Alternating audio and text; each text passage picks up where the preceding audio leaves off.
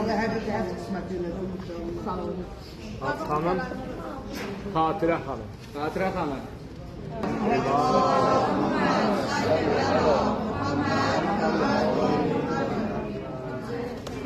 Hac xanım, Hüsniyə xanım. Hüsniyə xanım.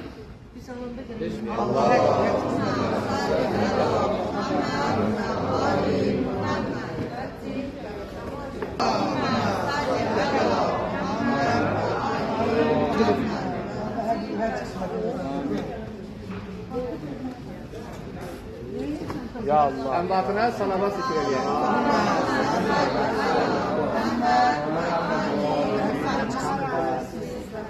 Əmbatına salavat zikr edəyək. Allahümme salli ala Muhammed ve aleyhi